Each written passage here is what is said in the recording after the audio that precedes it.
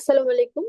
সম্মানিত চিকিৎসক বৃন্দ, এফসিপিএস পার্ট 1 পেডিয়াট্রিক্স এর কমপ্লিট প্রিপারেশন গাইডলাইন সেমিনারে আপনাদের সবাইকে স্বাগতম।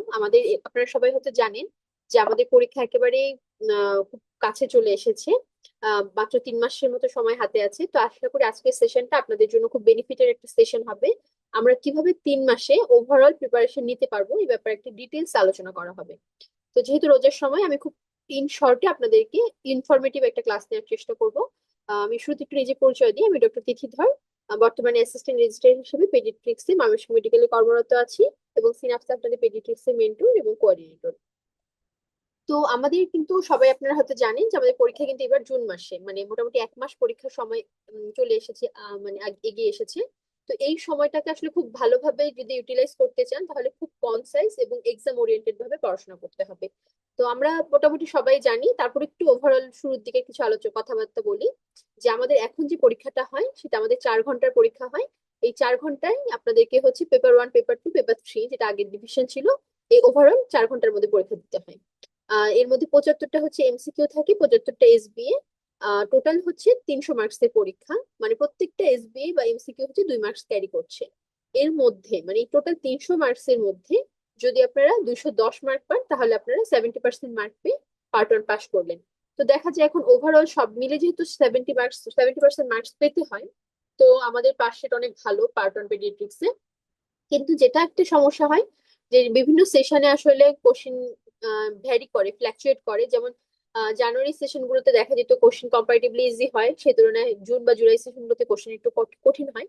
তো এইবার যেহেতু প্রথমবারের মতো জুনে পরীক্ষা হচ্ছে, তো সেই হিসেবে আমার কাছে মনে হয় যে এবারে কোশ্চিনটা বেশ হার্ড হবে। তো আপনাদেরকে খুব ভালো করে আসলে প্রিপারেশন নিতে হবে যদি আপনারা পার্ট 1টা ক্র্যাক করতে চান। ব্রাঞ্চ এবং জেনারেল পেডিয়াট্রিক্স সম্পর্কে আমাদের অনেকেরই ধারণা আছে। তারপর একটু বলি, যারা হচ্ছে জেনারেল পেডিয়াট্রিক্স পার্ট 1 দিতে চান তারা তো হচ্ছে পার্ট 1 জেনারেল পেডিয়াট্রিক্সে, এছাড়া আপনারা চাইলে সাব স্পেশালিটিতেও পার্ট 1 দিতে পারবেন।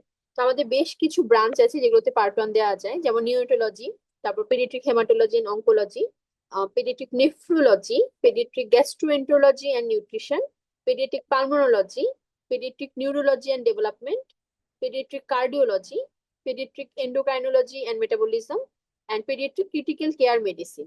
তো অনেকেই জিজ্ঞাসা থাকে যে পার্ট 1 এর পরীক্ষার আলাদা কোশ্চিন হয় কিনা। প্রথম কথা হচ্ছে যে আপনারা যদি বিসিপিএস এর নোটিশে দেখেন, সুন্দর করে বলে দেওয়া হয়েছে যে পার্ট 1 এর কোশ্চিন জেনারেল পেডিয়াট্রিক্স এবং সাব স্পেশালিটি সবার জন্য সেম। তার মানে আপনি যখন পার্ট 1 পরীক্ষা দিবেন, আপনি যেই সাব স্পেশালিটি পরীক্ষা দেন না কেন, আপনার কোশ্চিন কিন্তু সেমই হবে। বাট আগের সাথে এখনকার একটা ডিফারেন্সেস হচ্ছে, আপনি যেটাতে দিতে চান পরীক্ষা আপনাকে শুরুতেই সেটা মেনশন করে দিতে হয়, মানে ফর্মটা ফিল আপ করার সময়।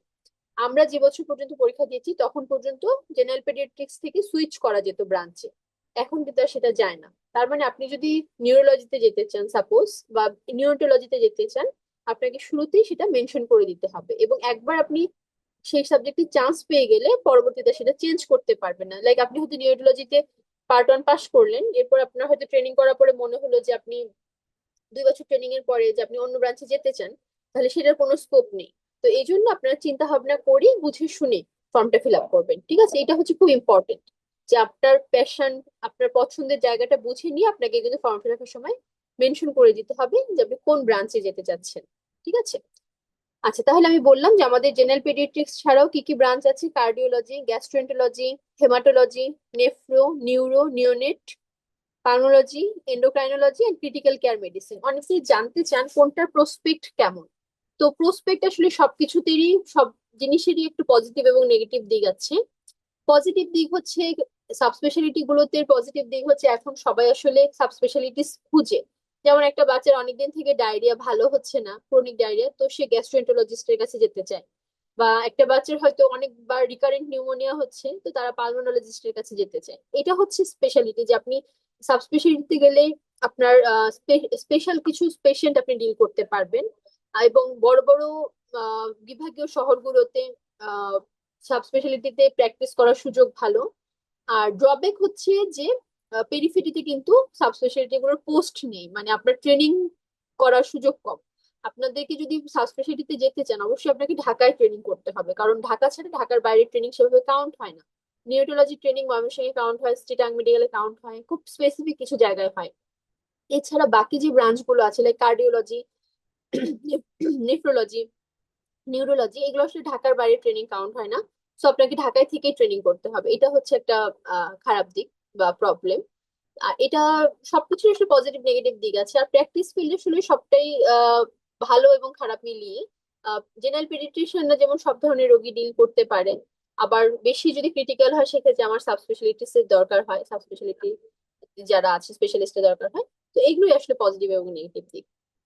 তাহলে আপনাদের জন্য যদি আপনি সাবস্পেশালিটিতে যান তাহলে ওএমআর শিটে কিন্তু সবার জন্য কোশ্চেন পেডিয়াট্রিক্স এন্ড অ্যালাইড, কিন্তু ফর্মটা ফিল আপ করার সময় আপনার সাবস্পেশালিটি মেনশন করতে হবে।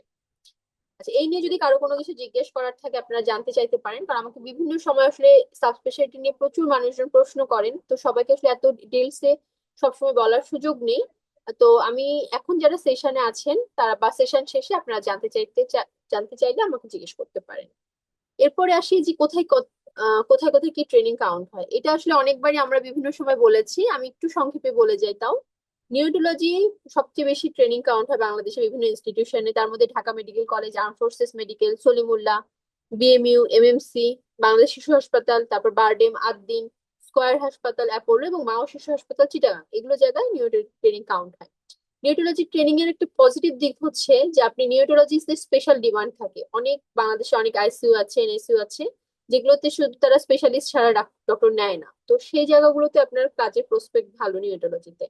তবে এখন বলা হয় যে নিউরোলজিও বেশ স্যাচুরেটেড হয়ে গেছে, অনেক নিউরোলজিস্ট নতুন নতুন পাশ করছে, নিউরোলজিস্ট তৈরি হচ্ছে। এই এরপরে এছাড়াও নেফ্রোলজিস্টের ডিমান্ড দিন দিন বাড়ছে, পেডিয়াট্রিক নেফ্রোলজি প্রচুর পেশেন্ট পাওয়া যায় এখন। মানে নেফ্রোটিক সিন্ড্রোম এবং এজিএন ছাড়াও বিভিন্ন কমপ্লিকেটেড নেফ্রোলজির কেস আমরা পাই এখন, সিকেডি, একেআই, অনেক কিছু। তো এগুলো ঢাকা মেডিকেল, বিএমও, শিশু হাসপাতাল, নিগডুতে ট্রেনিং কাউন্ট হয়, এই চারটা ইনস্টিটিউশনই। এছাড়া হেমাটোলজি ট্রেনিং কাউন্ট হয় ঢাকা মেডিকেল, বিএমইউ এবং হচ্ছে শিশু হাসপাতালে। ঠিক আছে, শিশু হাসপাতালে মোটামুটি সব ব্রাঞ্চের ট্রেনিং কাউন্ট হয়। তারপর নিউরোলজির মধ্যে বিএমইউ, বিআইসিএস মানে শিশু হাসপাতাল, নিমসি এবং হচ্ছে বাংলা শিশু হাসপাতাল চিটাগাঙে নিউরোলজির ট্রেনিং কাউন্ট হয় ঢাকার বাইরে। কার্ডিওলজির ট্রেনিং খুবই স্পেসিফিক, একদম শিশু হাসপাতাল, বিএমইউ আর হচ্ছে আর্ম ফোর্সেস মেডিকেলে। পালমোলজি ট্রেনিং হচ্ছে আইসিএমএইচ মাতোয়াইলি এবং বিএমইউ, বিআইসিএইচ মানে শিশু হাসপাতালে। এন্ডোক্রাইনের ট্রেনিং গভর্নমেন্টের মধ্যে হচ্ছে বিএমইউ তে হয় আর বারডেমে হয়। এরপর হচ্ছে পেডিয়াট্রিক গ্যাস্ট্রোএন্টারোলজি, এটার ট্রেনিং শুধুমাত্র বিএমইউ তে কাউন্ট হয়। ঠিক আছে, তো এই মোটামুটি যে ট্রেনিং কাউন্টের ব্যাপারটা, তো এটা কিন্তু বিভিন্ন সময় আপডেট হয়। মনে করেন আহ কোন একটা ইনস্টিটিউশনে যখন একজন প্রফেসর থাকেন তখন হয়তো ওখানে 2 বছর বা 3 বছর ট্রেনিং কাউন্ট হচ্ছে, আবার নিজে রিটায়ারমেন্টে চলে যান বা ট্রান্সফার হয়ে যান তখন অনেক সময় এই জায়গায় ট্রেনিংটা কাউন্ট হয় না। তো যে কোনো জায়গাতেই ট্রেনিং শুরু করার আগে অবশ্যই আপনারা আহ মানে কনফার্ম হয়ে নেবেন যে সেখানে কতদিন ট্রেনিং কাউন্ট হবে, কতদিন আপনি ট্রেনিংটা কন্টিনিউ করতে পারবেন। আচ্ছা, এরপরে সুবিধা অসুবিধা এটা আমরা মোটামুটি সবাই জানি, এটা আর বলছি না। যে পার্ট 1 পাস মানে পরীক্ষাটা কিন্তু একদম মানে এমবিবিএস পাস করে ইন্টার্নশিপ শেষ করে প্রথম যে পরীক্ষাটা আমরা বসতে পারি সেটা হচ্ছে পার্ট 1। তো পার্ট 1-এ বিএমডিসি রেজিস্ট্রেশন নাম্বার থাকলে আপনি পরীক্ষায় বসতে পারবেন, এবং এখন পার্ট 1-এ পাস রেট ভালো। ট্রেনিং নিজের ইচ্ছা মতো ইনস্টিটিউশনে করা যাচ্ছে এখন পর্যন্ত, ভাতা দেয়, এগুলো সবই পজিটিভ দিক। নেগেটিভ দিক হচ্ছে আমাদের কারিকুলাম রেসিডেন্সির মতো এত স্ট্রাকচার্ড না, বিভিন্ন জায়গায় অ্যাসপিরেন্ট পরীক্ষা হয় হয় না। 2 বছর পর মিড টার্মে অ্যাপিয়ার করতে হয়, সেটাও পাশ করা কম্পারেটিভলি ফেজের থেকে ইজি। কিন্তু ফাইনালে গিয়ে যেটা হয় যে ফাইনালে আপনাকে আসলে খুব ভালো করে পড়াশোনা করেই পাশ করতে হবে, এবং এই পাশেরটা ডিফার করে, অনেক সময় অনেক সেশনে খুব কম পাশ করে। তো এটার জন্য আপনাকে ইফিসিয়েন্সি ডেভেলপ করতে হলে প্রথম থেকেই ট্রেনিং এ সিরিয়াস থাকতে হবে। আচ্ছা, এক্সাম সেশন এবং প্যাটার্ন যেটা বললাম, এখন জুন আর ডিসেম্বরে পরীক্ষা হবে এবার থেকে। 75টা এমসিকিউ থাকবে এবং 75টা এসবিএ থাকবে, টোটাল হচ্ছে আমার 300 মার্কসের পরীক্ষা, 4 ঘন্টার সময়। ঠিক আছে, এর মধ্যে 210 মার্ক পেয়ে আপনি পাশ করবেন।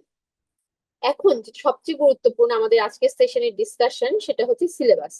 আমরা যখনই পার্ট 1 এর প্রিপারেশন নিব, অনেকে আছেন যে একদম শুরু থেকে আজকে থেকে হয়তো প্রিপারেশনটা শুরু করবেন, তার আগে সেশনটা দেখছেন। তো তাদেরকে বলবো আপনি যেই প্রথম স্টাডি ম্যাটেরিয়ালটা নিয়ে পড়তে বসবেন সেটা হচ্ছে সিলেবাস। ডিসিপিএস এ পার্ট 1 এর খুব সুন্দর একটা সিলেবাস আছে পেডিয়াট্রিক্স এ। এবং আমি যতদিন থেকে ক্লাস নিচ্ছি সবসময় যে জিনিসটার উপর ফোকাস করি সেটা হচ্ছে সিলেবাসের উপর। আপনারা অবশ্যই আগে সিলেবাসটা দেখে ভালো করে বুঝে এরপর প্রিপারেশনটা শুরু করবেন। আমাদের পেডিয়াট্রিক্সে কিন্তু এই সিলেবাসটা 100% ফলো করা। কেমন আমি একটু বলি। আমাদের সিলেবাসের মধ্যে প্রত্যেকটা জিনিসের কোথা থেকে কত মার্কস আসে এটা ডিস্ট্রিবিউশন দেওয়া আছে, কি কি টপিকস পড়তে হবে, সেটা বলে দেওয়া আছে। এবং আপনি যদি পার্ট ওয়ান এর কোশ্চেন গুলো অ্যানালাইসিস করেন, দেখবেন যে এখান থেকেই প্রত্যেক বছর প্রশ্ন আসছে। তার মানে কি, মানে তারা 100% সিলেবাসটা থেকেই কোশ্চেন গুলো করে। তার মানে আপনি যদি সিলেবাসটা খুব ভালো করে বোঝা থাকে, দেখা থাকে, তাহলে কতটুকু আপনাকে পড়তে হবে আর কতটুকু বাদ দিতে হবে এটা আপনারা বুঝতে পারবেন। এবং আমরা যদি একটা পরীক্ষায় বসতে চাই, অবশ্যই আমাদেরকে কিন্তু স্ট্র্যাটেজিক হতে হবে। আমি একটা মহাসমুদ্রে কিন্তু এমনি এমনি সাঁতার কাটলে ভেসে থাকতে পারবো না, আমাকে স্ট্র্যাটেজিক ওয়েতে চলতে হবে। তাহলে কিন্তু খুব কম সময়ে আমরা প্রিপারেশন নিয়ে পার্ট ওয়ানটা পাস করতে পারবো। ঠিক আছে? তাহলে আজকে প্রথম মেসেজ আপনাদের জন্য যারা আজকে সেশনটা করছেন, যে প্রথমে আপনি বিসিপিএস থেকে পেডিয়াট্রিক্স এর পার্ট ওয়ান সিলেবাসটা কালেক্ট করবেন। যদি না থাকে তাহলে আমাদের অফিস থেকে পিডিএফটা কালেক্ট করে নেবেন, আমাদের কাছে আছে। তো এই আপডেটেড সিলেবাসটা আপনারা খুব ভালো করে গো থ্রু করবেন, দেখবেন যে কোথা থেকে কত মার্কস আসছে, কি কি টপিকস থেকে প্রশ্ন আসে, শুধুমাত্র সেই জিনিসগুলো আপনারা বারবার পড়বেন, সেই জায়গাগুলোর উপরই ফোকাস করবেন। তাহলে দেখা যাবে 3 মাসেও আপনি খুব ভালো একটা প্রিপারেশন নিতে পারবেন। তো প্রথমে আসি পেপার ওয়ান। তো পেপার ওয়ানে আমরা কি কি দেখি, মানে আমরা যদি একটু পেপার ওয়াইজ পড়ি, এটা সুবিধা হচ্ছে কি আপনার প্রিপারেশন নেওয়াটা সহজ হয়। এই জন্য এখন 3 দিনের পরীক্ষা একদিনে হলেও পেপার ওয়াইজ কিন্তু মার্ক ডিস্ট্রিবিউশনটা সেমই থাকে। এই জন্য আমরা পেপার ওয়াইজই প্রিপারেশনটা দিব। তো পেপার ওয়ানের আন্ডারে আমরা অ্যানাটমি পড়ি। অ্যানাটমির মধ্যে জেনারেল অ্যানাটমি, যেটা গ্রস অ্যানাটমি আমরা এমবিবিএস লাইফে পড়ে এসেছি। এছাড়া হিস্টোলজি, এমব্রায়োলজি, নিউরো অ্যানাটমি এবং এবং কিছু ইথিক্স এর প্রশ্ন থাকে। এর সাথে হচ্ছে বায়োস্ট্যাটিস্টিক্স। এখান থেকে খুব কম মার্কস, মেইন পোর্শনটাই থাকে হচ্ছে আমার এমব্রায়োলজি, হিস্টোলজি, নিউরো অ্যানাটমি এবং হচ্ছে জেনারেল অ্যানাটমি থেকে। তো আমরা এইটা হচ্ছে আমার পেপার ওয়ানের মার্ক ডিস্ট্রিবিউশন। এখানে সেল বায়োলজি থেকে আমার 3 থেকে 4টা প্রশ্ন থাকবে এবং হিস্টোলজি থেকে আমার 3 থেকে 5টা প্রশ্ন। তাহলে মোটামুটি বেসিক হিস্টোলজি এবং সেল বায়োলজি মিলে আপনার 10টা প্রশ্ন আসছে এই হিস্টোলজি পার্টটা থেকে। তাহলে আপনি যদি এই লাস্ট 3 মাস ভালো করে হিস্টোলজিটা পড়েন, একদম ইন এন্ড আউট সবকিছু ভালো করে পড়েন, আপনি এখান থেকে 9 থেকে 10টা প্রশ্ন কমন পেয়ে যাবেন।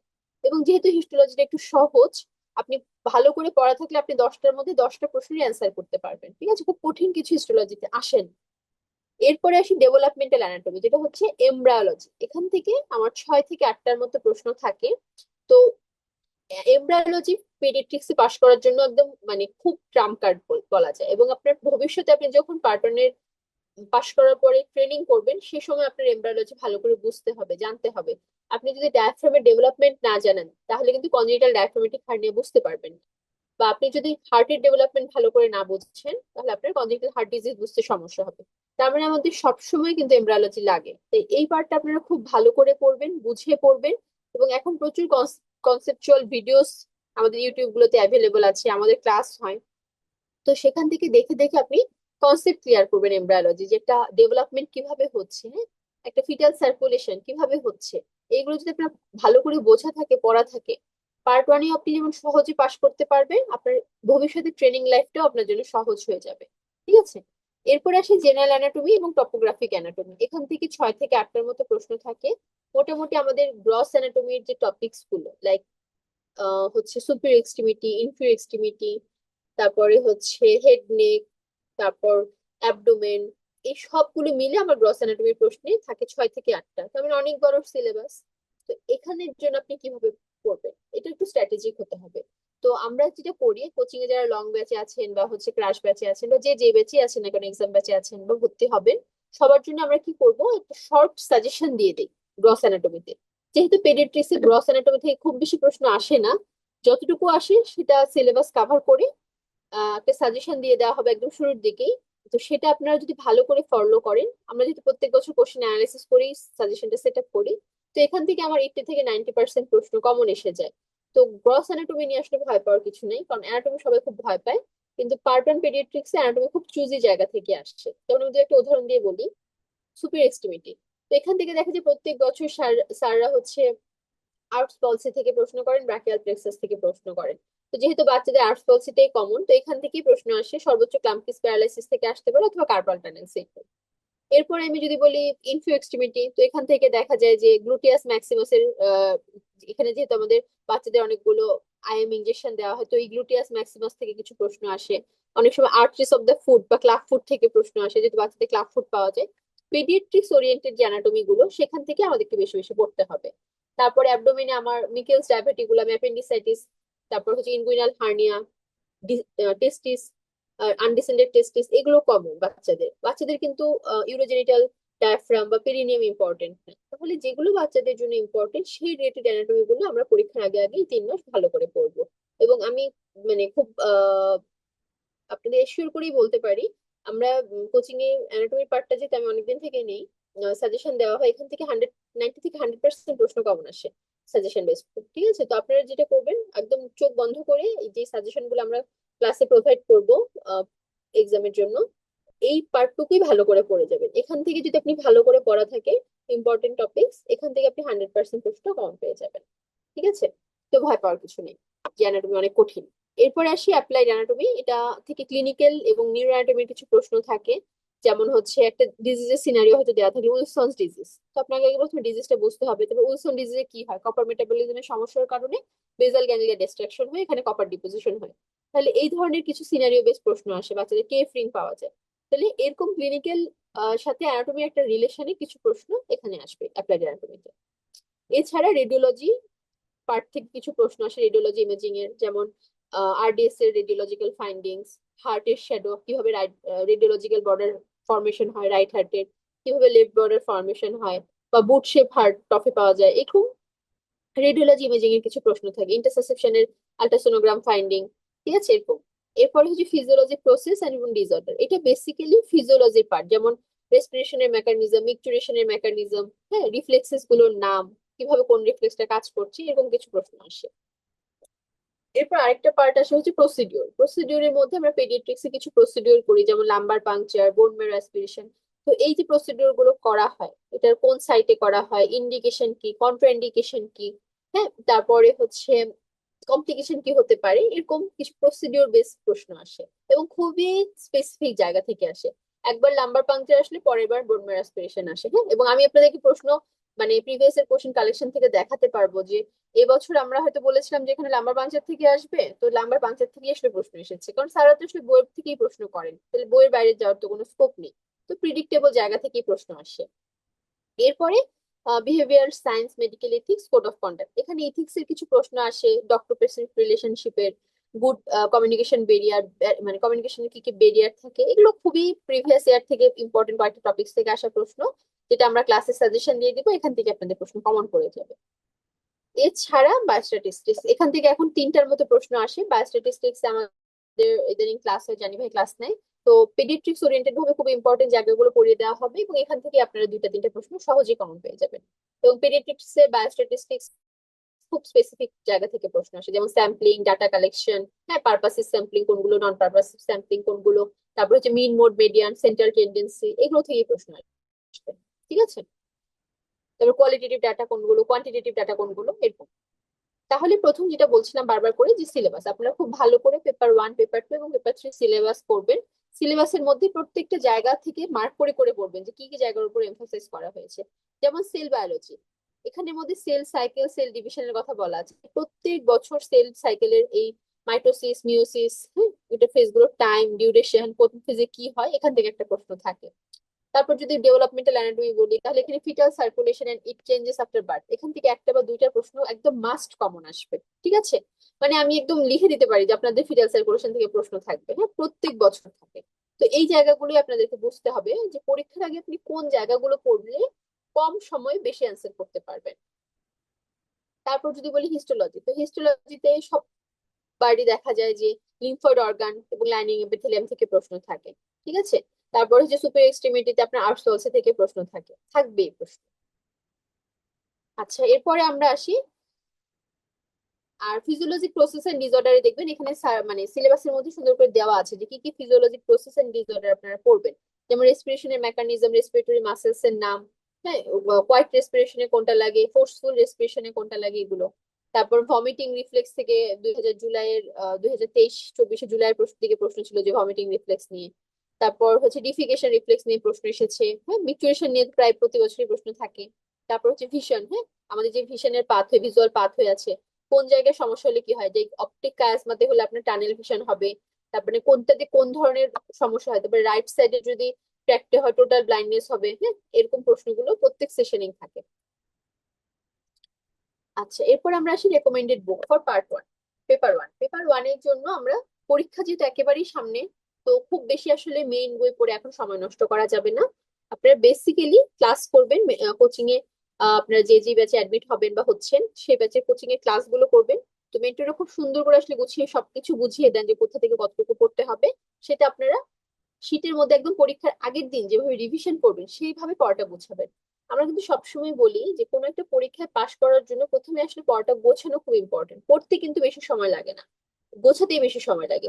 কোথা থেকে পড়বো, কি পড়বো, কতটুকু পড়বো, এই জিনিসটা বুঝতে হবে। তো আমি দু একটা বই শুধু রেকমেন্ড করবো এই পরীক্ষার আগের সময়টাতে। একটা হচ্ছে ল্যাংম্যানের এমব্রায়োলজি, এটা আপনাদের লাগবেই। ল্যাংম্যান এমব্রায়োলজি আপনার বই কিনে নেবেন অথবা পিডিএফ কালেক্ট করবেন, না থাকলে আমাকে নক দিবেন, আমি দিয়ে দিব। তো এটার লেটেস্ট এডিশন আছে এমব্রায়োলজি। এই বইটা থেকে ইম্পর্টেন্ট জায়গাগুলো like fetal circulation, respiratory membrane সিস্টেমের ডেভেলপমেন্ট, তারপরে হচ্ছে 3 মান্থ থেকে 3 আপ টু বার্থ যে চেঞ্জেস গুলো আসে এটার, এরকম কিছু কিছু স্পেসিফিক জায়গা আপনারা ল্যাংম্যান এমব্রায়োলজি থেকে পড়বেন। কারণ এখান থেকে স্যার একেবারে সরাসরি প্রশ্ন তুলে দেন বারবার। ঠিক আছে। তারপরে হচ্ছে স্নেলের নিউরোঅ্যানাটমি থেকে শুধুমাত্র ক্লিনিক্যাল কোরিলেশনস পার্টটা পড়বেন, আর ডিটেলস এ পড়ার দরকার নেই। বাকিটা আপনারা শীটই 100% ফলো করবেন। এরপরে হচ্ছে জেনারেল অ্যানাটমি, যে আমাদের শীট আছে সেটা শীটটাই ভালো করে গোছাবেন এবং শীটের সাথে সাথে শুধুমাত্র নিটারটা সাথে রাখবেন। বা এখন দেখা যায় অনেকে গুগল সার্চ করে করে ছবি দেখে দেখে পড়া মনে রাখে, সেটাও আপনারা করতে পারেন চাইলে। তাহলে আমাদের পড়ার সিস্টেমটা হবে, আমরা শীটটা খুব সুন্দর করে গুছিয়ে ফেলবো। যখন মেন্টর ক্লাস নেবেন, ক্লাসের মধ্যে যে এক্সট্রা ইনফরমেশন গুলো বলবে সেটা সুন্দর করে আমি নোট ডাউন করে করে শীটের মধ্যে গুছিয়ে ফেলবো, যাতে পরীক্ষার আগে আমাকে অনেকগুলো বই খুলে বোঝাতে না হয়। নেক্সট হচ্ছে অবশ্যই যেটা করতে হবে সেটা হচ্ছে প্রিভিয়াস ইয়ার কোশ্চেন সলভ। তো আপনাদের জন্য একটা গুড নিউজ হচ্ছে, অনেকদিন থেকে একটা এক্সপেকটেশন ছিল যে প্রিভিয়াস ইয়ার কোশ্চেন সলভের একটা পূর্ণাঙ্গ বই বের করার আমাদের কাছে রিকোয়েস্ট ছিল। তো আমরা এবার এটা লঞ্চ করতে পেরেছি। আমাদের থার্ড এডিশন বইটা চলে এসেছে কিউ ওয়ার্ল্ড নামে। হ্যাঁ, আমি নামটা লিখে দিই, কিউ ওয়ার্ল্ড। এটার অনলাইন ভার্সন আপনারা পাবেন, যারা হচ্ছে বই কিনবেন তাদেরকে অনলাইন ভার্সনটা ফ্রি দেওয়া হবে। তো এই বইটার মধ্যে প্রিভিয়াস 5-6 বছরের কোশ্চেন গুলো কালেক্ট করে আমরা সলভ করে দিয়েছি। তো এখান থেকে আপনারা অবশ্যই অবশ্যই প্রিভিয়াস ইয়ারের কোশ্চেন সলভ করবেন। কারণ বিসিপিএসসি প্রচুর কোশ্চেন রিপিটেশন হয়। আগে যখন কোশ্চেন আসলে কালেক্ট করা যেত না, তখন আসলে মনে করা হতো যে শুধুমাত্র রেসিডেন্সিতেই কোশ্চেন রিপিট হয়, কিন্তু এখন যারা কোশ্চেন কালেক্ট করার পরে আমরা দেখছি যে আসলে না, পার্ট ওয়ানেও প্রচুর কোশ্চেন রিপিট হয়, পার্ট ওয়ান কেন ইভেন মিড টার্মেও কোশ্চেন রিপিট হয়। তাহলে আপনি যদি প্রিভিয়াস ইয়ার গুলো সলভ করে যান, আপনি খুব সহজেই কিন্তু কোন জায়গার উপর আপনাকে এমফাসিস দিতে হবে, কোন জায়গাগুলো বারবার পড়তে হবে, এটা বুঝতে পারবেন। আচ্ছা, এরপরে আমরা চলে আসি। তাহলে টপিকস অনুযায়ী আমার এখন খুব গুরুত্বপূর্ণ হয়ে পড়তে হবে হচ্ছে গুরুত্ব দিয়ে নিউরো অ্যানাটমি, হিস্টোলজি এবং এমব্রায়োলজি। আর একটু কম ইম্পর্টেন্স দিয়ে আপনারা হেড নেক এক্সট্রিমিটি এগুলো পড়তে পারেন। আচ্ছা, আমাদের এখানে আজান পড়ছে, আমরা একটু 5 মিনিটের ব্রেক নিব, ব্রেকের পরে আমরা আবার শুরু করবো। আচ্ছা, এরপর আমাদের পেপার টু তে চলে আসি। পেপার টুর ব্যাপারে প্রিপারেশন একটু বলি। পেপার টু তে আমাদের আসলে বেসিক্যালি ফিজিওলজি পার্টটা বেশি ভালো করে পড়তে হয়, এছাড়া বায়োকেমিস্ট্রি, ফার্মাকোলজি। তো ফিজিওলজি থেকে আসলে 80% প্রশ্ন আসে। তো ফিজিওলজির সম্পর্কে আমি বলবো যে যতই কম সময় থাকুক না কেন, ফিজিওলজিটা আপনারা শর্টকাট করবেন না, কারণ ফিজিওলজিটা আসলে বেস। আমরা যে কোনো কিছু পড়ি না কেন, এটা ভালো করে ফিজিওলজি বুঝতে না পারলে কিন্তু অ্যানাটমি, প্যাথোলজি বা মানে প্যাথোজেনেসিসটা বোঝা সম্ভব না। এই জন্য ফিজিওলজি আপনারা একটু ডিটেলসে পড়বেন, খুব ভালো করে পড়া দরকার। এছাড়া বায়োকেমিস্ট্রি এবং ফার্মাকোলজি যে পার্টগুলো থেকে প্রশ্ন আসে, এগুলো খুব স্পেসিফিক জায়গা থেকে প্রশ্ন আসে। বায়োকেমিস্ট্রি শুধুমাত্র শীট পড়লেই হয় এবং শীটে আপুরা যেগুলো ক্লাসে বলে দিবেন সেই জায়গাগুলো থেকেই মোটামুটি প্রশ্ন আসে, খুব স্পেসিফিক জায়গা থেকে। আর ফার্মাকোলজি, পেডিয়াট্রিক্স একটু ভাস্ট সিলেবাস, মানে খুব স্পেসিফিক ভাবে সেভাবে বলা নেই যে কোন কোন জায়গাগুলো থেকে বেশি ইম্পর্টেন্ট। বাট আমরা বিভিন্ন সময় সেশন গুলোতে ক্লাস নিয়ে যেটা বুঝেছি, যে এখান থেকে পেডিয়াট্রিক্সে যে বাচ্চাগুলোর ডিজিজ হয়, যে ড্রাগগুলো আমরা বেশি ইউজ করি, সেগুলো থেকেই বেশি প্রশ্ন আসে। যেমন বাচ্চাদের ফেব্রাইল কনভার্সন, ইপিলেপসি, মেনিনজাইটিস, এগুলো কমন, তাহলে এগুলোর ইন্ডিকেশনস থেকে, এগুলোর কমপ্লিকেশনস থেকে প্রশ্ন আসে। তারপরে অ্যান্টিবায়োটিক্স, আমরা বাচ্চাদের প্রচুর অ্যান্টিবায়োটিক্স ব্যবহার করি, তাহলে এই বিভিন্ন ধরনের যে অ্যান্টিবায়োটিক্স এর রোল আছে, যেমন কোনগুলো অ্যামিনোগ্লাইকোসাইড, হ্যাঁ, কোনগুলো প্রোটিন সিনথেসিস ইনহিবিটর, কোনটার কি মেকানিজম অফ অ্যাকশন, হ্যাঁ, কোনগুলো ব্যাকটেরিওস্ট্যাটিক, কোনগুলো ব্যাকটেরিওসিডাল, এগুলো প্রশ্ন আসে অ্যান্টিবায়োটিক্স থেকে। তারপর হচ্ছে অ্যান্টি টিবি ড্রাগ, বাচ্চাদের তো কিন্তু প্রচুর টিবি হয়, হ্যাঁ। তো এই টিবি থেকে অ্যান্টি টিবি ড্রাগ গুলোর মানে কমপ্লিকেশন কি হতে পারে, হ্যাঁ, কোনগুলো পেরিফেরাল নিউরোপ্যাথি করছে, কোনটা ই করছে মানে নেফ্রোটক্সিস ড্রাগ, কোনটা হেপাটোটক্সিক ড্রাগ, তারপর কোনগুলো ব্যাকটেরিওস্ট্যাটিক, কোনগুলো ব্যাকটেরিওসিডাল, কোনটা কোন মেকানিজমে কাজ করে। তো অ্যান্টিটিবি থেকে এবং অ্যান্টিবায়োটিক্স থেকে কিন্তু প্রত্যেক বছর প্রশ্ন থাকে। এরপরে অ্যান্টি কনভালসেন্ট গুলো থেকে প্রশ্ন থাকে, যে কোন সিজারে আমরা কোন ধরনের অ্যান্টি কনভালসেন্ট ব্যবহার করি। হ্যাঁ, এটা আবে হোসেন মোল্লাসের বইও দেওয়া আছে যে অ্যান্টিপিলেপটিকের মধ্যে আমরা অধিকাংশ ক্ষেত্রেই সোডিয়াম ভ্যালপ্রোয়েট চুজ করি, বাট যেটা হচ্ছে অ্যাবসেন্স সিজার সেখানে আমরা ইথোসাক্সিমাইড চুজ করি। তাহলে এরকম ইম্পর্টেন্ট জায়গাগুলো আপনাদেরকে একটু জানতে হবে, এবং এগুলো আসলে মেন্টরে আপনাকে ক্লাসে গাইড করবে যে কোন জায়গা থেকে কি পড়বেন। তাহলে ফিজিওলজি এবং অ্যানাটমি পেপার টুর আমরা একটু মার্ক ডিস্ট্রিবিউশনটা দেখি। এখানে সেল ফিজিওলজি এবং মলিকুলার বায়োলজি থেকে 4 থেকে 5টার মতো প্রশ্ন থাকে। সেল বায়োলজির এই পার্টটা আমার অ্যানাটমির সাথে আপনারা চাইলে মিক্স করে পড়তে পারেন, কারণ এখানে প্রত্যেকটা সেলের যে অর্গানেলস গুলো আছে লাইক মাইটোকন্ড্রিয়ার কম্পোজিশন ফাংশন এখান থেকে প্রশ্ন থাকে। তারপর smooth endoplasmic reticulum rough endoplasmic রেটিকুলামের ফাংশন, তারপর হচ্ছে সেন্ট্রিওল থেকে প্রশ্ন থাকে, হ্যাঁ গোলজি অ্যাপারেটাস থেকে প্রশ্ন থাকে। এগুলো মেইনলি ফাংশন গুলো থেকে প্রশ্ন থাকে, আর কিছু ইম্পর্টেন্ট স্ট্রাকচার প্রশ্ন। এরপরে হচ্ছে বডি ফ্লুইড ইলেকট্রোলাইট।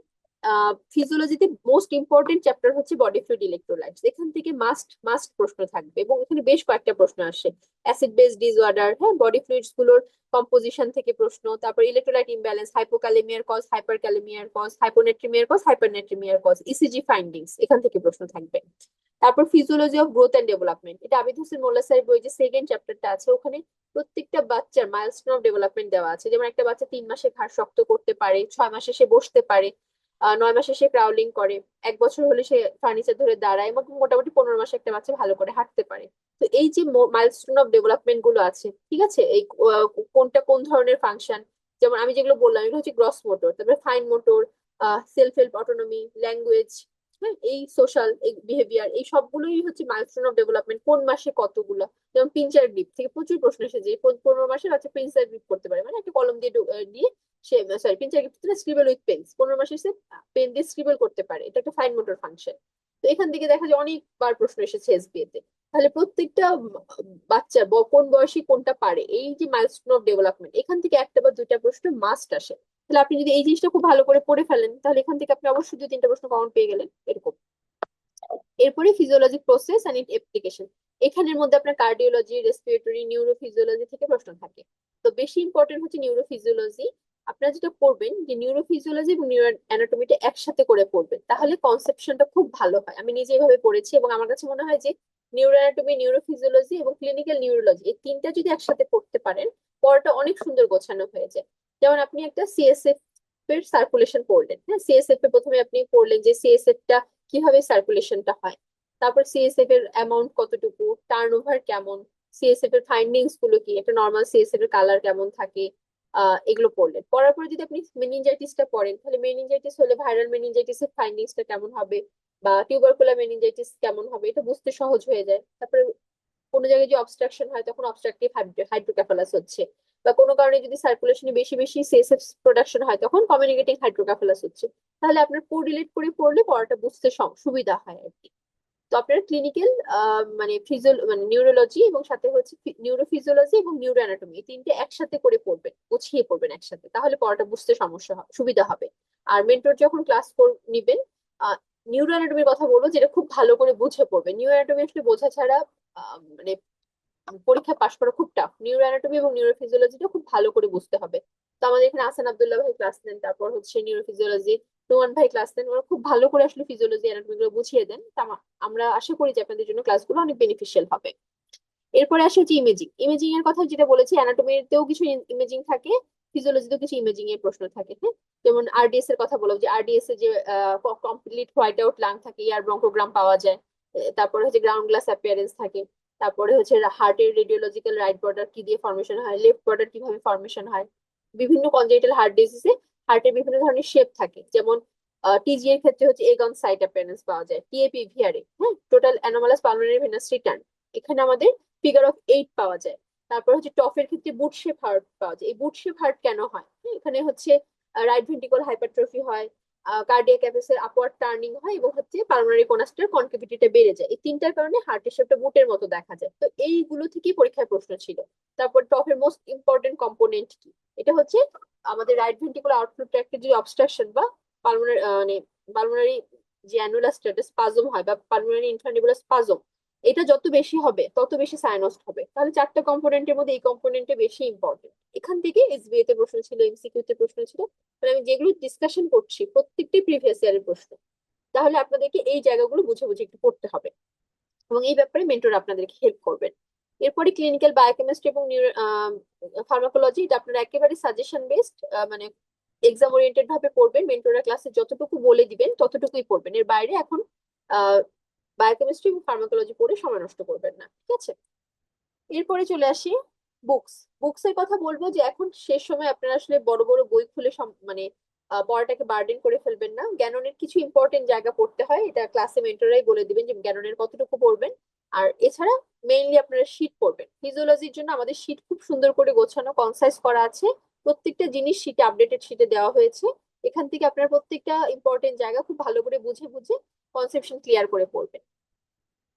আচ্ছা, টিপস এন্ড ট্রিক্স হচ্ছে আমাদের ফিজিওলজিতে নিউরোফিজিওলজি, ইলেকট্রোলাইট এবং হচ্ছে বডি ফ্লুইডস, মানে রেনাল সিস্টেমটা, এন্ডোক্রাইন এবং রেসপিরেটরি থেকে বেশি প্রশ্ন আসে। তাহলে আপনাকে neurophysiology, endocrinology, acid base disorder এবং হচ্ছে রেসপিরেটরি ফিজিওলজিটা ভালো করে পড়তে হবে।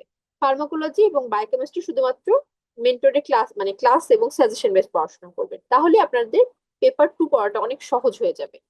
তাহলে আমার মেইন ফোকাস থাকবে শীটটা ভালো করে গোছানো, মেন্টরে ক্লাস করে কনসেপশন ক্লিয়ার করা, এবং পরবর্তীতে কিওয়ার্ড যে আমাদের বইটা নিয়ে আসা হয়েছে এখান থেকে প্রিভিয়াস ইয়ারের কোশ্চেন গুলো সলভ করে ফেলা। আর যদি সম্ভব হয় তাহলে আপনার জ্ঞানের শেষেও কিছু কিছু এমসিকিউ দেওয়া আছে, এসবিএ দেওয়া আছে, এটা আপনারা সলভ করতে পারেন।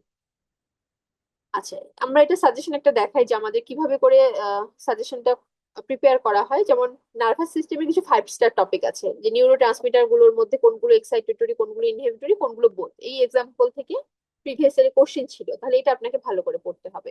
তারপরে বেজাল গ্যাংলিয়ার ফাংশন, বেজাল গ্যাংলিয়াতে লেশন হলে কি হবে, এখান থেকে প্রিভিয়াস এর প্রশ্ন ছিল, তাহলে এটা 5 স্টার টপিকস। এরপর লাম্বার পাংচারের সাইট, প্রত্যেক বছর এখান থেকে প্রশ্ন আসে। Indication, contraindication, complication, blood brain barrier থেকে প্রশ্ন আসে। ব্রাউন স্পট সিনড্রোম থেকে এবং ট্র্যাক গুলো থেকে একবার প্রশ্ন ছিল। ভিজুয়াল পাথওয়ে থেকে প্রশ্ন আসবেই, মাস্ট। পিরামিডাল ট্র্যাক রিলেশনের সাইন্স সিমটম গুলো, cerebellar signs, infinity star topic. হ্যাঁ, তো এইভাবে করে আপনাদেরকে ইম্পর্টেন্ট টপিকস গুলো বলে দেওয়া হবে, আপনারা শুধুমাত্র ওই সাজেশন বেসে পড়াশোনা করবেন। তারপর মনে করি রেসপিরেটরি সিস্টেম, এখান থেকে 5 স্টার টপিক হচ্ছে অক্সি হিমোগ্লোবিন ডিসোসিয়েশন কার্ভ, সারফেক্টেন্টের কম্পোজিশন, ফাংশন, সারফেক্টেন্ট ডেফিসিয়েন্সি হলে কি ডিজিজ হয়, ওই ডিজিজের প্যাথোজেনেসিস কি, আরডিএস এর কথা বলা হচ্ছে আর কি, এইগুলো। আচ্ছা, এরপর আমরা চলে আসি পেপার 3। পেপার 3 তে আমরা কি কি পড়ি? প্যাথোলজি পড়ি, মাইক্রোবায়োলজি পড়ি, এবং হচ্ছে জেনেটিক্স কিছু থাকে, আর হচ্ছে মেইনলি ক্লিনিক্যাল পেডিয়াট্রিক্স, মানে পেডিয়াট্রিক্স এর যে ক্লিনিক্যাল পোর্শনটা, এটা এখান থেকে প্রশ্ন আসে। তো মাইক্রোবায়োলজি এবং প্যাথোলজির কথা বলবো, এটা আসলে আমাদের বেসিকের ক্লাস খুবই ভালো হয়। মাইক্রোবায়োলজি যারা ক্লাস নেন খুব ডিটেলস এ সবকিছুই পড়িয়ে দেন। তো আমি আগে লেন্স পড়ার কথা বলতাম, কিন্তু আমি নিজেও মাঝে মধ্যে ক্লাসগুলো একটু দেখি, তো রিভিউ ক্লাসগুলো আমার দেখে মনে হয়েছে মাইক্রোবায়োলজি এবং প্যাথোলজি কোচিং এ যে ক্লাসগুলো হবে এগুলো মোর দেন এনাফ। আপনাকে শীতেই সব পড়া সুন্দর করে বুঝিয়ে গুছিয়ে দেওয়া হবে, এর বাইরে আসলে পরীক্ষার এই 3 মাসে আর কিছুই বলার দরকার নেই। জেনেটিক্স খুব স্পেসিফিক জায়গা থেকে প্রশ্ন আসে, যেমন হচ্ছে autosomal dominant recessive, x link dominant recessive, এবং এগুলোর যে মানে ক্যারেক্টারিস্টিক্স ফিচার্স গুলো আছে, হ্যাঁ, কোনটাতে কিভাবে হয়, যে কোনটাতে কমপ্লিট পেনিট্রেশন হয়, কোনটাতে হচ্ছে ভেরিয়েবল এক্সপ্রেশন হয়, এইগুলো।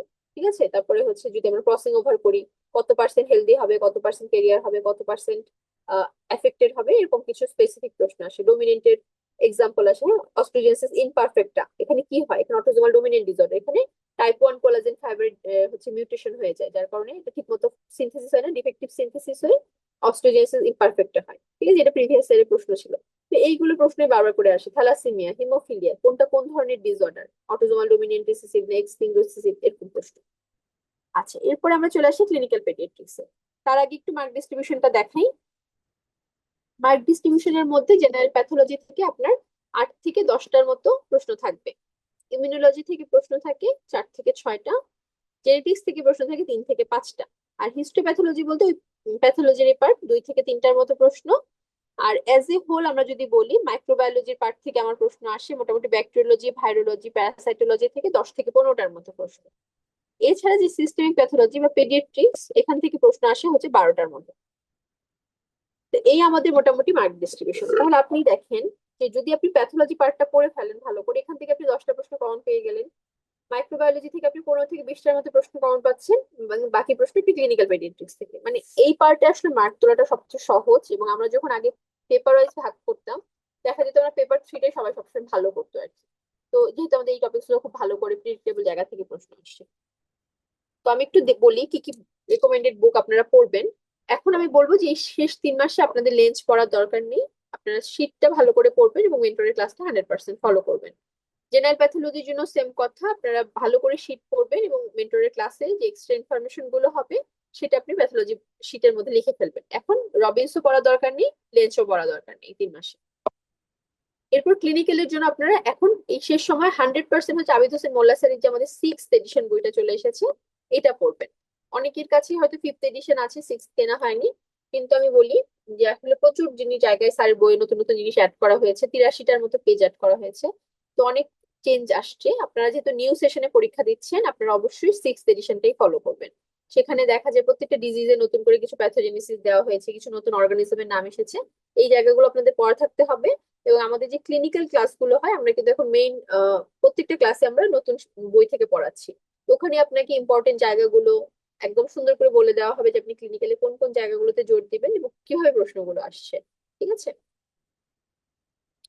আচ্ছা, কি টু সাকসেস আমি বলবো পেপার 3 আসলে টোটালটাই কি টু সাকসেস, কারণ এখানে আপনার ক্লিনিক্যাল পেডিয়াট্রিক্স আপনি সহজেই পড়লে ভালো করে অ্যান্সার করতে পারবেন, জেনেটিক্স পার্টে এবং মাইক্রোবায়োলজিতে এবং প্যাথোলজিতে, মানে এখানে সবচেয়ে মার্ক তোলা সহজ। তো আপনারা ভালো করে যে টপিকস গুলো পড়বেন সেটা হচ্ছে মাইক্রোবায়োলজি, প্রত্যেকটা ডিজিজের অর্গানিজমের নাম, তারপর প্যাথোজেনেসিসটা এবং হচ্ছে স্পেসিফিক যদি কোনো ফিচার্স থাকে তাহলে সেটা। প্যাথোলজির ক্ষেত্রে এই cell cell injury, cellular adaptation, inflammation, এখান থেকেই প্রশ্ন আসে। আর ক্লিনিক্যাল পেডিয়াট্রিক্স একটু স্পেসিফিক ভাবে বলি, ক্লিনিক্যাল পেডিয়াট্রিক্সে আমাদের খুব সুন্দর একটা সিলেবাস দেওয়া আছে। প্রত্যেকটা ডিজিজের নাম দেওয়া আছে যে কোন কোন ডিজিজ গুলো আপনাকে পার্ট 1 পাস করার জন্য জানতে হবে। তার মধ্যে নিউমোনিয়া, ব্রঙ্কিওলাইটিস, টনসিলাইটিস এগুলো বেশি প্রশ্ন আসে। এছাড়া অ্যাজমা, অ্যাপসিস, ব্রঙ্কিয়াক্টিসিস, ইফিউশন এবং অ্যাটেলেক্টেসিস থেকেও আসতে পারে। বাট আমি যদি ইম্পর্টেন্স অনুযায়ী বলি, তার প্রত্যেক সেশনে প্রশ্ন থাকে নিউমোনিয়া, ব্রঙ্কিওলাইটিস থেকে থাকেই প্রশ্ন। ঠিক আছে, যেমন ব্রঙ্কিওলাইটিস এর মোস্ট ইম্পর্টেন্ট অর্গানিজম কি, রেসপিরেটরি সিনসিয়াল ভাইরাস। তারপর নিউমোনিয়ার ক্ষেত্রে হয়তো নিওনেটদের ক্ষেত্রে মোস্ট কমন অর্গানিজম কি, বড়দের ক্ষেত্রে মোস্ট কমন অর্গানিজম কি, এগুলো থেকে প্রশ্ন আসে। এরপর হেমাটোলজি অঙ্কোলজি পার্টে আপনার এনিমিয়ার মধ্যে আয়রন ডেফিসিয়েন্সি এনিমিয়া থেকে প্রশ্ন থাকে, হ্যাঁ, পাইকা সিনড্রোম থেকে প্রশ্ন থাকে। তারপর ব্লিডিং ডিসঅর্ডারের মধ্যে আইটিপি, হিমোফিলিয়া কোনটা কোন ধরনের ডিজিজ, ভন উইলব্রেন্ড ডিজিজ। তারপর হচ্ছে লিম্ফোমার মধ্যে হজকিন, নন হজকিন লিম্ফোমা, লিউকেমিয়া থেকে একটা প্রশ্ন থাকে। তারপর উইন্স টিউমার, রেটিনোব্লাস্টোমা, নিউরোব্লাস্টোমা থেকে মাঝে মধ্যে প্রশ্ন থাকে, হ্যাঁ? তারপর কার্ডিওভাস্কুলারের মধ্যে অবশ্যই যেখান থেকে প্রশ্ন থাকবে সেটা হচ্ছে কনজেনিটাল হার্ট ডিজিজ। এর মধ্যে ভিএসডি, এএসডি, তারপর হচ্ছে টফ, মাস্ট প্রশ্ন পাবেন আপনারা। ঠিক আছে। সেন্ট্রাল নার্ভাস সিস্টেমের মধ্যে মেনিনজাইটিস, এনকেফালাইটিস, ফেব্রাইল কনভালশন, এখান থেকে একটা প্রশ্ন থাকে, ফেব্রাইল সিজার থেকে। তারপর জিবিএস থেকে প্রশ্ন থাকে, হাইড্রোকেফালাস থেকে মাস্ট প্রশ্ন থাকবে, হ্যাঁ, তাদের খুব পছন্দের টপিকস। জিআইটির মধ্যে হাসপ্রাং ডিজিজ, এইচপিডি, হাসপ্রাং ডিজিজের থেকে প্রশ্ন থাকে। কনজেনিটাল হাইপারট্রফি পাইলোরিক স্টেনোসিস, তারপরে appendicitis, liver cirrhosis, portal hypertension, porto systemic anastomosis এর সাইট গুলো, এই জায়গা থেকে প্রশ্ন করতে পছন্দ করেন স্যাররা। তারপর নিউট্রিশনাল ডিসঅর্ডারও খুব ইম্পর্টেন্ট, এখান থেকে দেখা যায় প্রোটিন এনার্জি ম্যালনিউট্রিশন, যে স্যামের যে ক্রাইটেরিয়া গুলো, এখান থেকে প্রশ্ন থাকবে। তারপর নাইট ব্লাইন্ডনেস কেন হচ্ছে, ভিটামিন এ ডেফিসিয়েন্সি, মানে জেরোথ্যালমিয়া থেকে প্রশ্ন থাকে, রিকেটস থেকে প্রশ্ন থাকে, স্কার্ভি থেকে প্রশ্ন থাকে। মানে নিউট্রিশনাল ডিসঅর্ডারের 4টা টপিকস ইম্পর্টেন্ট, স্যাম, তারপরে হচ্ছে ভিটামিন এ ডেফিসিয়েন্সি বা জেরোথ্যালমিয়া, ভিটামিন ডি ডেফিসিয়েন্সি বা রিকেটস, আর একটা হচ্ছে স্কার্ভি। সবগুলোই 4টা টপিকসই খুব ইম্পর্টেন্ট এবং এখান থেকে রেডিওলজিক্যাল ফাইন্ডিং থেকেও কিন্তু প্রশ্ন আসে। যেমন রিকেটের radiological finding, scurvy radiological finding, এখান থেকে প্রশ্ন থাকবে। এরপর জেনারেল ইউরিনারির মধ্যে যেখান থেকে মাস্ট প্রশ্ন আসবে সেটা হচ্ছে এজিএন এবং নেফ্রোটিক সিনড্রোম, তাদের খুবই পছন্দের জায়গা এজিএন এবং নেফ্রোটিক। এছাড়া আপনার হচ্ছে কখনো কখনো রেনাল ফেলিওর থেকে প্রশ্ন আসে, মানে একেআই থেকে, সিকেডি থেকে প্রশ্ন আসে, ইউটিআই থেকে প্রশ্ন আসতে পারে। কোলাজেন ডিসঅর্ডারের মধ্যে অ্যাকিউট রিউমাটিক ফিভারই বেশি ইম্পর্টেন্ট, এছাড়া সিস্টেমিক জিআই এবং এসএলই থেকেও প্রশ্ন আসে। নিউরোটোলজি আনাদার ইনফিনিটি টাস্ক টপিক, এখান থেকে 3-4টার মতো প্রশ্ন আসে। প্রিটার্ম লোবার থ্রেটের কমপ্লিকেশন, তারপরে হচ্ছে রেসপিরেটরি ডিস্ট্রেস সিনড্রোম, আরডিএস এর complication, risk factor, torch infection cytomegalo virus দিয়ে হলে কি হচ্ছে, টক্সোপ্লাজমা দিয়ে হলে কি হয়, নিওনাটাল যে জন্ডিস, এখান থেকে একটা মাস্ট প্রশ্ন, যে কোনগুলো কনজুগেটেড, কোনগুলো আনকনজুগেটেড, কোনগুলো সার্জিক্যাল কজের জন্ডিস। তারপর হচ্ছে ইনভেরিয়র মেটাবলিজম কম্পাটিবলি কম প্রশ্ন আসে, তারপর একটু গ্যালাক্টোসেমিয়া থেকে প্রশ্ন আসে। এরপর এন্ডোক্রাইনোলজিতে আসি। এন্ডোক্রাইন আমাদের বেসিক্যালি ফিজিওলজি যে এন্ডোক্রাইনোলজি আছে আর হচ্ছে ক্লিনিক্যাল এন্ডোক্রাইনটা আপনারা মিক্স করে পড়তে পারেন, কারণ কি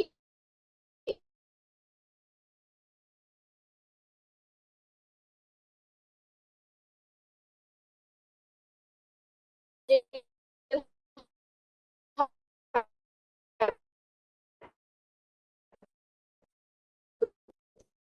হাইপোথাইরয়েডিজম বাচ্চাদের খুব কমন, তাহলে বেশ কিছু আমরা বাচ্চা পাই। কুশিং সিনড্রোমটা আমাদেরকে ভালো হলো proportionate short first segment lower segment রেশিওটা ঠিক থাকে। আর কিছু কিছু ডিজিজ আছে যেমন হচ্ছে অ্যাকোন্ড্রোপ্লাসিয়া, কনজেনিটাল হাইপোথাইরয়েডিজম, তারপর রিকেটস, এগুলোতে কি হয় আপার সেগমেন্ট লোয়ার সেগমেন্ট রেশিওটা অল্টার হয়ে যায়, তাহলে সেগুলো হচ্ছে ডিসপ্রপোর্শনেট শর্ট স্টেচার, তাহলে এখান থেকেও প্রশ্ন থাকবে এরকম।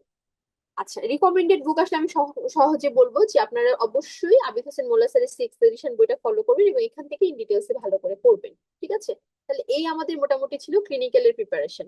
এখন আপনাদের যারা পার্টিসিপেন্ট আছেন ফেসবুক লাইভে অনেকে যুক্ত আছেন আর জুমেও আছেন, তো তারা আপনারা চাইলে আমার কাছে প্রশ্ন করতে পারেন। আমি একটু আমাদের ব্যাচ গুলো নিয়ে বলি। আমাদের intensive care long batch already running, কেউ যদি অ্যাডমিট হতে চান এখনো হতে পারবেন। এছাড়া আমাদের খুব ইম্পর্টেন্ট যে ব্যাচটা সবচেয়ে বেশি জনপ্রিয় সেটা হচ্ছে আমাদের ক্লিনিক্যাল পেডিয়াট্রিক্স এর ব্যাচ। তো এখানে আমরা যেটা করি যে সিস্টেম ওয়াইজ প্রত্যেকটা সিস্টেম একদম স্যারের বই অনুযায়ী এবং এক্সট্রা ইনফরমেশন গুলো নিয়ে কনসাইজ করে ক্লাসে পড়িয়ে দিই 1-1.5 ঘন্টা ক্লাসের মধ্যে। তো এখান থেকে দেখা যায় যে আমাদের 100% আসলে ক্লিনিক্যালি প্রশ্ন কমন আসে, তারপর সাজেশনও প্রোভাইড করে দেওয়া হয় পরীক্ষার আগে আগে। তো ক্লিনিক্যাল ব্যাচটা আমাদের আরো একটা ব্যাচ শুরু হচ্ছে।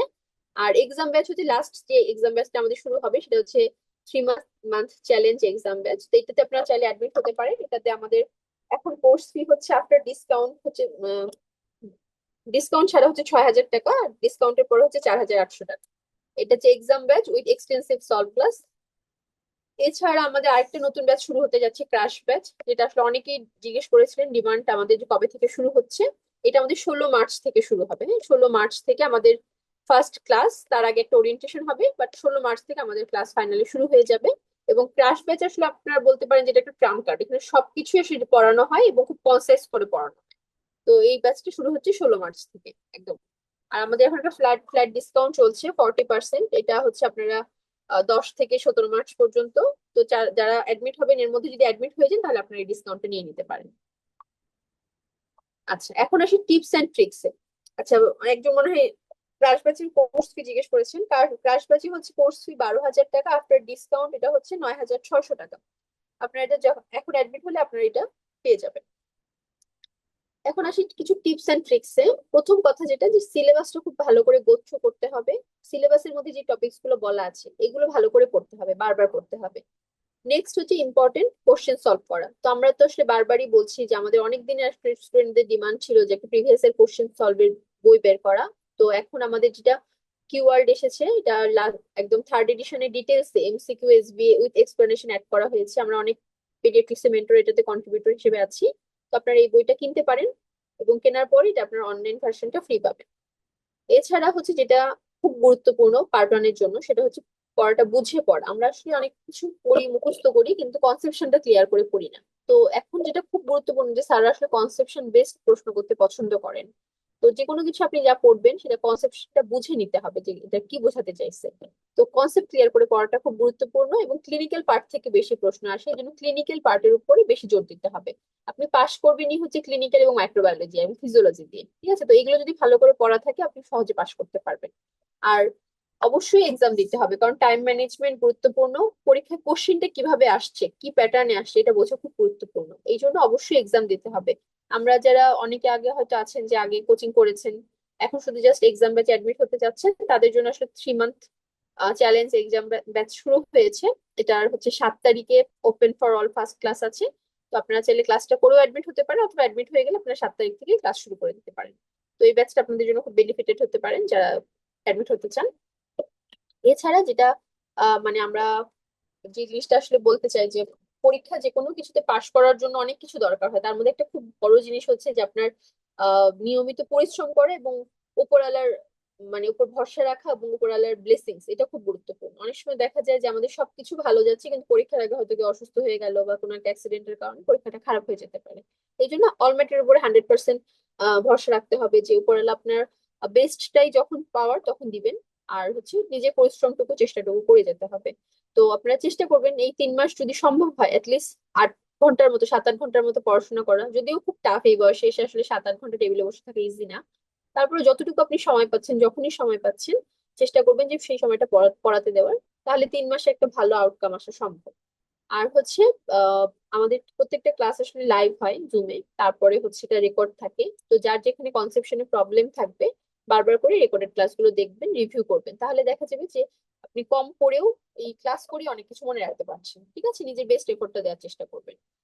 আর হচ্ছে আমি একেবারে সেশনের শেষ দিকে চলে এসেছি। কারো যদি কোনো কিছু জিজ্ঞেস করার থাকে, আমি খুব ফাস্ট বললাম যেহেতু রোজার সময় খুবই কম সময় হাতে, আপনার যদি কারো কিছু জানার থাকে আপনারা আমাকে জিজ্ঞেস করতে পারেন।